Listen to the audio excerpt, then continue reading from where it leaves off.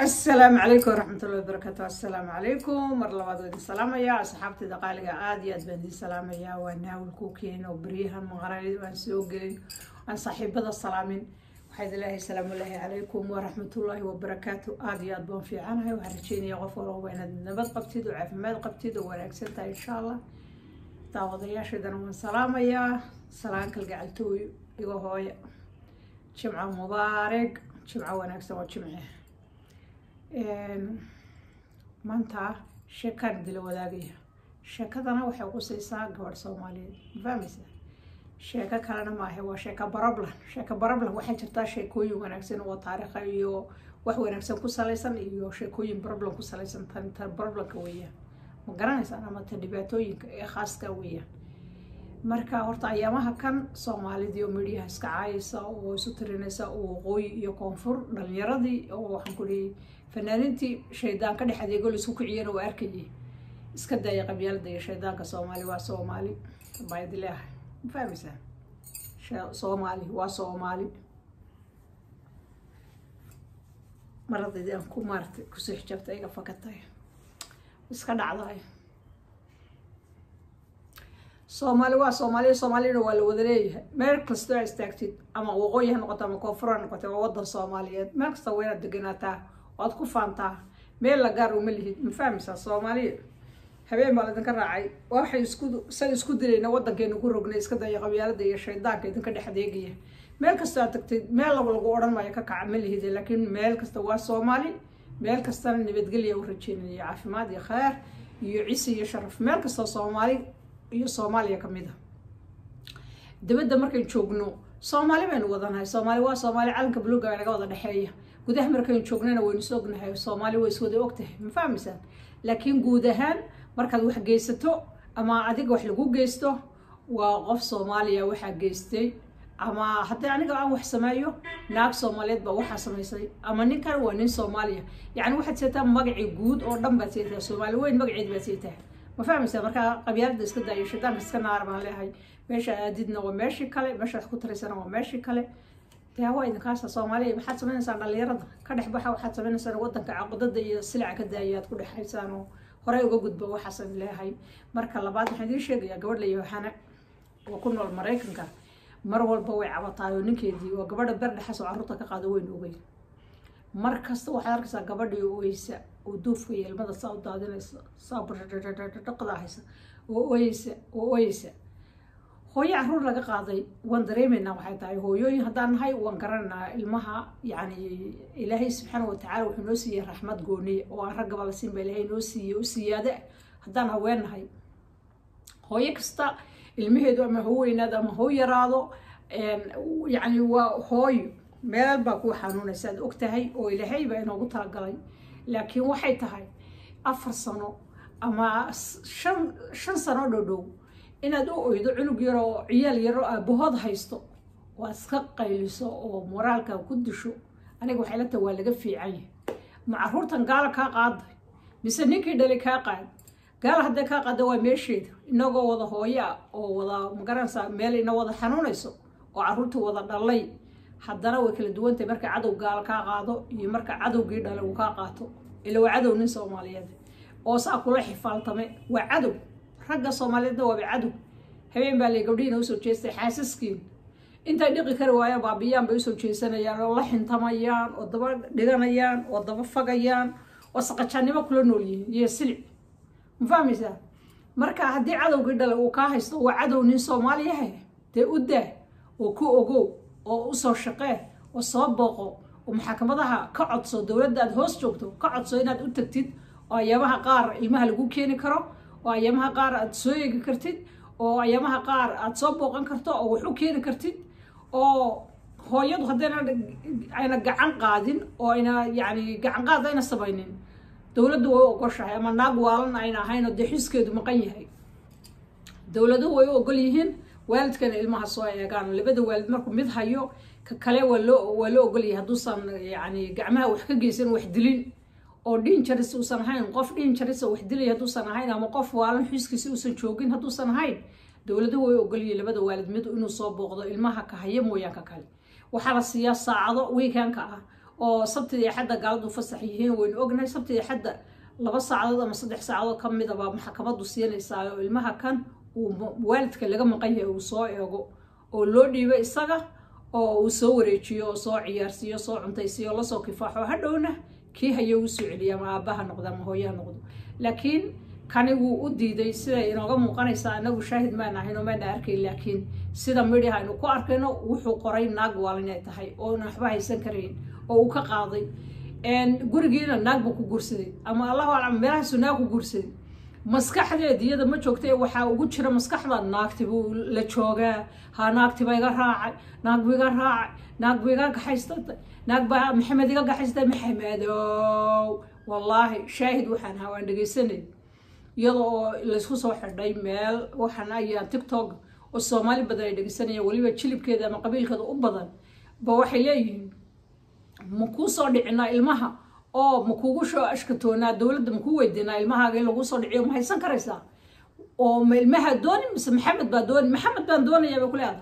maxamed baan rabaa haye halkay odhan lahayd waxaan doonayaa ilmaha in la soo dhiciyo oo ilmahayga doonaya ama carruurteeda la soo celiyo way leedahay maxamed baan doonaya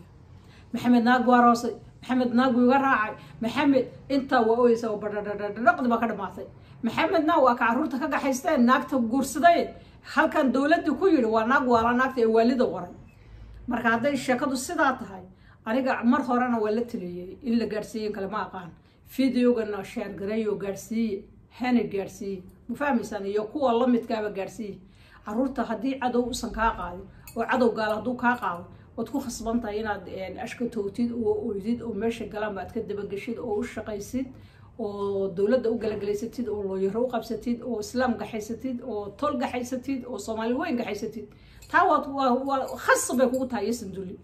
ma garanaysaa laakiin ninkii dhalay haduu ka qaato deesasaba iyo ku leedahay walaal carruurta isi iyo xagga tolka in laga maray iyo ma garanaysaa iyo walaalnimo leenin naagis qabaatihiin oo xagga la eego wanaag la eego hadii wanaag la waayo oo halka taagan yahay dawaynan u go'a marka dawladdu xaggeeda aan ka maraayo aan idhaaho dawladda ayamaha qaar carruurta halaysiiyo hooyaanahay kaba maarmo inaan arkaan doonaya inaan la soo kifaaxaan doonaya inaan soo hayaan doonaya ma fahmaysaa marka waa lagu siinaya laakiin maanta weligaa hadaad oodo 5 sano waysa leedahay maxamed baa rabaa maxamed baa carruurtayga qaaday naag kale u guursaday maxamed naag buu iga raacday ha raaco haduu raaco ilaahay markuu adiga ku sameeyay maxamed sameeyay ama nin kale oo uu sameeyay ilaahay aniga kaliya uma sameeyo aniga kaliya guursado ilaahay waa nin bilaadan afar buu baleeyay muslimada afar naagood bay ilaahay banay haduu ku cuntami waayo ama isaga u cuntami weydad aduu naag kala guursado adiga go'aankaaga ada iska leh hadda tagaysid naada iska leh hadda joogaysid xor baata ada iska leh go'aankaaga ma fahmaysaa laakiin kuma khasbayo hadii uu iga tagay laasim anuguna waa inaan tashadaayo aan talaan muujiyayo miyaan la joogaa mise waan la tagaa haddaan la joogi karo waan la joogayaa of course waan la joogayaa carruurteeda ma daadinayo haddaan la joogi kari waayo dee wuu tashadana waan tashanaya naag yar baad xagee ku xanuunaysaa isdawee qalbigaaga dawee maskaxdaada dawee maxamed iyo waxa la midka iyo ninkan neecidaad ka dabahaysaa naago ka hadha maxaad la neecileedii loo weysaa ninku ma nafu idin gal kuma galin naf nin ilmiga ka qaaday oo dawladii kugu diray oo waa naag wala xumayn karayso way ugu weysaa hadduu ku soo noqdaan muxuu ku sheegay hadhow maxaad ku falin ba aslan maxaad ku falaysaa ninka kan waa cadowgaaga carruurtii buu ka qaaday record xun buu magaalada kugu dhigay wixii waa naag wala waxa ma haysan karayso haddaad xanuunsanaysaan naagta xanuunsanaysa xanuunka lagu sheegay dhakhtarkaaga aad dawada cun oo mayro oo xun oo seexo oo naagska oo dhexda xidho oo shaqayso oo afkaaga xidh habarqbarqlaynin oo xagga dawladda marka mar waxa tiraha waxaan rabaa in la soo tuso waxaan rabaa inaan soo eego loo yaraa jiray loo yar qabso Soomaali weyn u soo bandhig waxaan ku yiri tool la kaasho islaam la kaasho ehelkiisa la kaasho laakiin 5 sano inaad iska oydo oo ada waxa sameeyay ayna jirin oo ma haysan naag buu guursaday maxamed naag iga raacay naag kale iga arkood daha arkood aduguba nin kale soo arkood oo madaxaaga banayso oo warqadaada ka qaado oo sharciga islaamka tag haduu sharciga adduunka kaaga xoog weyn yahay oo kulay kuma furayo da sharci islaam baa jira sharciga islaamka inta soo marto halka kamar maxaa ku bahdilay oo intaad wax cunto oo meerto oo seexato oo indha kulatid oo cadarsatid oo iscadaysid oo naag iska dhigtid oo dhexda xidhatid naashaqaysta oo fadhiga ka kaca oo dulinimada iyo nicda iska daayay oo nimanku markay ka tashadaan ka taga waa laga tagaa aduguna waa la tashadaa laakiin maanta dhan hebel baa halkan taagan, hebel baa iga arkay, hebel baa halkan ii taagan, hebel baa qalbiga iga raaca. waxaas iska dhaaf, waxaa ku danseegin dantaada maaha. waxaad ku fikirtaa inaad adiguna aad seexatid, lafaaga xuntid, caruurtaada raadsatid, si nidaam la u doolatid, sharciga soo martid, dowladda markaa meesha taalla waxa weeye aad shaqaysato, naaw cuna oo seexda oo maydha oo caafimaadkaaga ka fakar. ninkana ka fakari balaayadan dhanaysa orda wax isku falo waad nicabaysaa, allah idin cabeeye sidaan isu dhaamo. wallahi naagahaasoo kale anigu ma fiirsan karo. mar alla markaa arkaaba anigu aad moodaaba in aniga ugu dhacdo markasaa qalbigu xanuuna. hadduu kaa tagay dee adiguba tag, maxaa ku fadhiisiiyey? orod oo shaqaysa, naag buu raacay soo maaha. adigu intaad seexato oo wax cunto oo dhexda xidhato oo labisato oo shaqaysato, haa adiguba saa doonto u soco oo nin kala guurso oo qoys meel degan oo carruur kala dhar ila isba intaa wuu sameeyey, ma fahmaysa? haddii kale dee u noolo inuu kugu soo noqdo barartan iyo bardhaqan iska daysido qoyar dad saa u jecesha intaad sasabato waxaad ku tiraa walaalow carruurtaydana waa rabaa adigana oo ku rabaa iisoo noqo gurigaaga intaad hagaajisatood markaad degantaad qurux ka dhigatid oo fiiqatid oo masaxatid oo maydhid dee adiguna soo maydho soo unso soo cadarso waxaad tirahaa reerkayga baa rabaa shaydaanka iska naagtaadana qab saars dheh. laakiin weligaa inaad midhiyaha ka oydo hurdo la-aan, duuf, maanta dhan badhadhadhaq, madax xanuun oo adaaba stress baa isku rideen oo maskax xanuun baa isku ridaa, madaxi baada isjabiyey. dowladda xukutay kiniinka dawada qaado ee depressionka qaado. dawadii haddaad qaadanayso waxba kuma taraysa haddaad sidan tahay, okay? haddaad xanuun aadu hayn oo dawana aad u baahnayn laasim adaa istilayo, qalbigina waa iska jabisay, maskaxdina waa isjabisay, ninka baad iskaga xidhay, weligaana ma dawoobisid, weligaana qof ma noqonaysid, leefkaagii oo dhanna waad iska baabiinaysaa. aakhirkana sartaad kusoo ururaysaa, ma fahmaysaa? sidan isu dhaamo oo waxana waa ceeb aad samaynaysaa. intaad naag iska dhigto oo dhexda xidhato oo seexato waxunto maydhato cadarsato umusato shaqayso oo ilmahaaga dowladda u dabagal, islaamka xaggiisa ka mar. carruurta waxa loo dhibay arag, carruurta magaala loo dhibay ninkay dhalayba haystee maxaa kaa xun? maxaa kaa siiya gabadhay? maxaa kaa siiya? adiga cadow buu kaa dhigtay, uu kaa cararay, naa kala gursaday. haye adiguna leefkaaga raaco, isaguna leefkiisu raacanaya. haye haddaad wada noolaan kartona dee wanaagga hala eego, hala isku soo noqdo oo islaamka ilaahay xataa ii soo celiya wixii ehela xataa ii soo celiya ninkayga iyo carruurtayda waa rabaa. sax hadduu kaa diido ha isku walaacin, ha isku mashquulinin. aniga taladayda waxa weeyaan inaad qof iska dhigtid, isnadaamsid gabadhan iyo wixii lamidaba weeyaan. gabdhaha Soomaaliyeed bay fariintan ku socotaa, sheegareeyo oo isgaarsiiye oo gabdhaha Soomaali Maxamed bay sheekadan ku socotaa. gabadh kasta oo ninku ka tago ha isbehdilin, ha u ooyin, ha ku fakerin. ninkiiba maanta oo dhan sariirta ka nicle waxaan ma shaqaynayaan, adigaba istilaye. qof iska dhigo oo isnidaami oo dhexda xidho oo meesha ka boodiysaba ka bood. geedkaad fuuli kartaba waa la fuulaa. maxaa nin kaa tashado kaa tagoo naag raacay nicidiisa ku daba dhiga wuuba sii macaashinaya, wuu iscajabinaya. tiibaa igu waalatay midhiyuu kaa daawanaya, isagaba cirkaa isgaarsiinaya oo wuxuusan ahayn buu iska dhigaya oo adaa qiimo u yeelaya. waxaan qiimo kuu yeelin qiimoba looma yeelo. maxaa qiimo ugu yeelaysaa? wallahi qiimaha u yeeli. halka markuu kaa daawado ba iscajabinaya oo leeyahay tiiba arkaysan way waalatay, anay ugu waalatay. dadkiisina waxay ku odhaya wixii isaga dee la ilmaadeeraya hela way waalatay, way xanuunsanaysaa. dee hebel mooyaa sheeko kale ma jirto. hebellayna hebel maskaxdaada ka saaro, si wanaagsan u socdo, dunida dhinac ka raaca,